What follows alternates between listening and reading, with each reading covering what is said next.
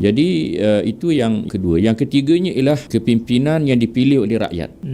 Jadi kepimpinan yang dipilih oleh rakyat ini, yang pertamanya ialah daripada Majlis Syura ataupun Majlis Asy'ab ataupun Parlimen lah kalau negara kita yang dipilih oleh rakyat melalui pilihan raya. Yang keduanya ialah Presiden. Di Iran ni ada pilihan raya Presiden. Jadi ini menarik, benda-benda yang halus yang mungkin kita tak nampak. Biasanya dalam pilihan raya Presiden Iran ni ada calon daripada rakyat dan ada calon daripada jalur kepimpinan ulama dan pengawal Rasi Islam Iran tadi.